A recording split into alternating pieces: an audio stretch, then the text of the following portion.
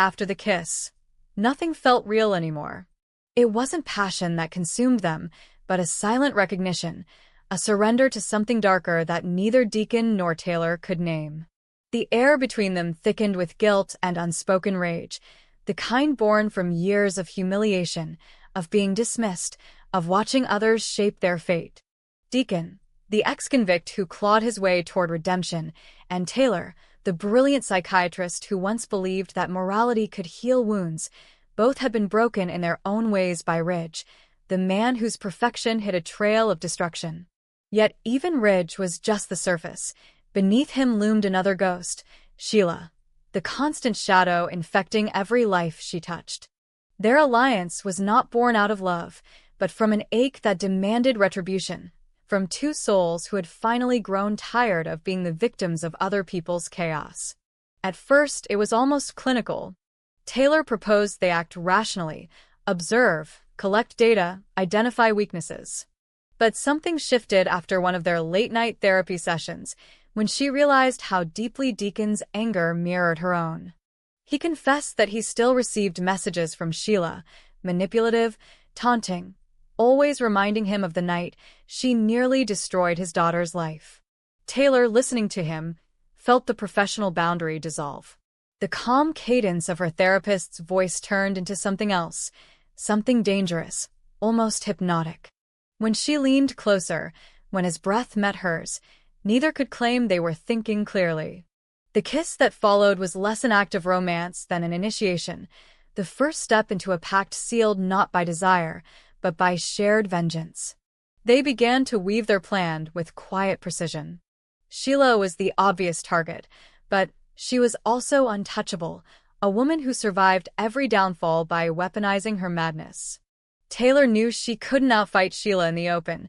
She had to corner her through the one place Sheila could never fully control, her mind. So Taylor turned to her training, carefully crafting sessions meant to expose contradictions, forcing Sheila into states of paranoia. Each conversation became a labyrinth of mirrored lies, Taylor pretending to understand, Sheila pretending to trust. All the while, Deacon operated in the shadows, playing the part of the repentant lover to draw Sheila closer again. He began recording every call, every whispered secret, waiting for the one mistake that could unravel her web for good. But revenge has its own gravity. The deeper they descended, the less either could recognize themselves. Taylor started forging reports, subtle at first, a date changed here, a diagnosis edited there, to make Sheila appear unstable enough for institutional intervention. She justified it as protection, a moral necessity. But soon, those rationalizations blurred. The forged reports grew bolder. She began including references to events that never happened, conversations that never took place, memories that weren't real. And each falsehood came easier than the last. Meanwhile, Deacon's trap widened. He wasn't just after Sheila anymore. He began targeting the men who once profited from his downfall, the ones who had quietly blacklisted him, stripped him of his credibility, and used his daughter's name to control him. He bribed informants, manipulated security footage, and paid off an orderly inside the facility where Sheila was being monitored. The plan was to push Sheila and Lee, another doctor with her own complicated history, into conflict. Deacon's man leaked falsified patient notes suggesting Lee had been involved in illegal experiments. In return, Lee retaliated, unknowingly walking into Deacon's setup, accusing Sheila of threatening her practice. Within weeks, their feud exploded into a public scandal that threatened to destroy the hospital's reputation. The fallout was immediate. Legal authorities became involved, and suddenly the case spiraled into a criminal investigation.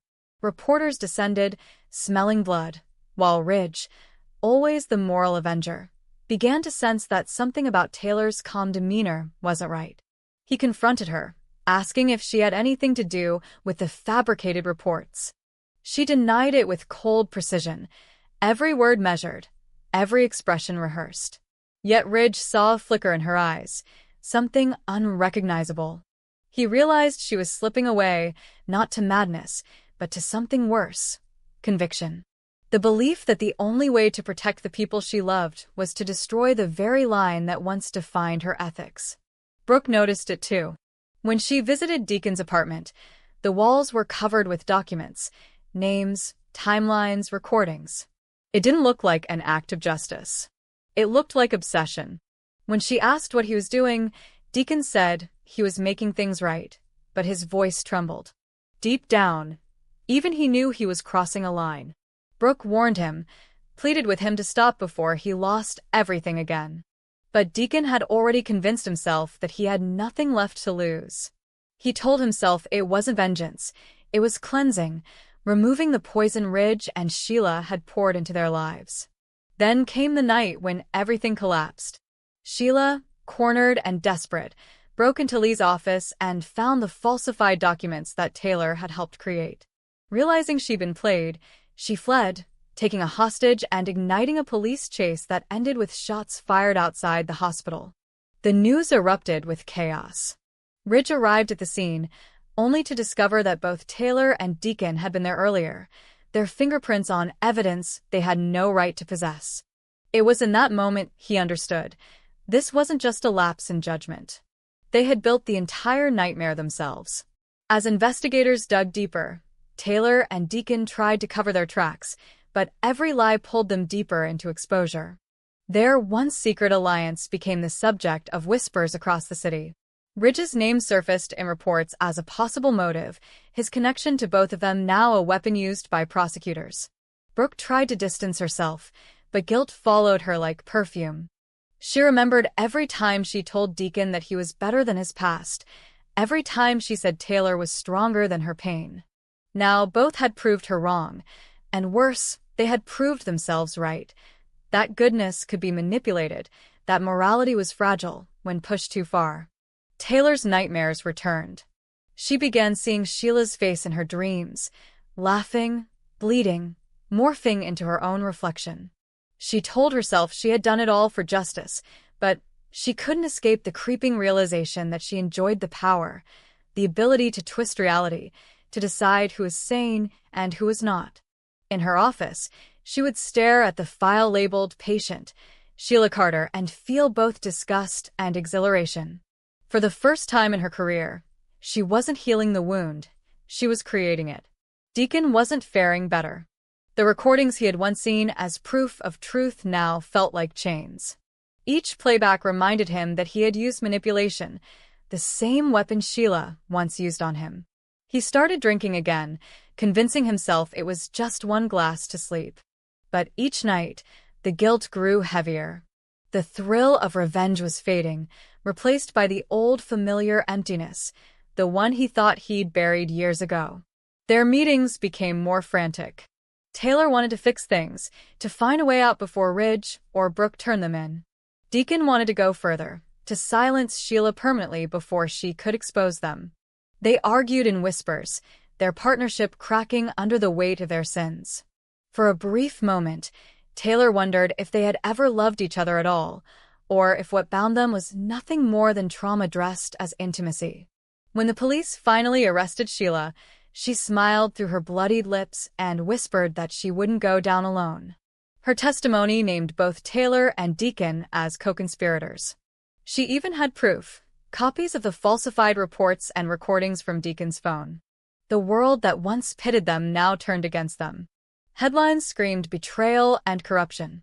Ridge, torn between rage and grief, refused to protect either of them. Brooke broke down, blaming herself for not seeing the darkness sooner. Yet, even in disgrace, Deacon and Taylor refused to confess. They believed that admitting guilt would mean surrendering to a world that had never given them mercy. In the quiet after the storm, when their names were dragged through every headline, they found each other again, not as lovers, but as ghosts of who they once were. Taylor sat in her office one last time, staring at the empty couch where she had once counseled patients. She remembered all the people she'd told to confront their pain with honesty. Now she couldn't even confront her own reflection. She thought about Ridge, about how easily he could judge from his pedestal, never understanding that some people fall not because they are weak, but because they are tired of being moral in a world that rewards deceit. Deacon, sitting in a motel room with the blinds drawn, replayed the recording of their first plan, the one where Taylor had whispered, "This is how we win." He realized now that they hadn't won anything. Sheila was behind bars, yes, but so were they, trapped in a prison of their own making, defined by the very cruelty they tried to destroy. In another life, maybe they could have found peace. Maybe their connection could have healed rather than corrupted. But in this one, love had become a transaction, morality a costume, and redemption a story they no longer believed in. When Ridge and Brooke finally visited them, Taylor in suspension hearings, Deacon in custody, neither could speak. There was no anger left, only exhaustion. They had tried to protect the people they loved, and in doing so, became the monsters they feared. The tragedy wasn't that they lost everything. It was that they had once believed they could save anyone at all. And yet, somewhere deep in that ruin, there was still a flicker of humanity, a faint recognition that they had at least fought for something real, even if it destroyed them. For Deacon, it was the memory of his daughter's laughter. For Taylor, it was the quiet hum of conscience reminding her that once, long ago, she had meant to do good. That irony would haunt them forever. The awareness that the road to darkness had been paved not by hatred, but by love twisted too far. Perhaps that was the cruelest truth of all, that they hadn't been victims or villains, but simply human beings who dared to believe they could outsmart fate. In the end, their story wasn't about revenge or redemption, but about the fragile boundary between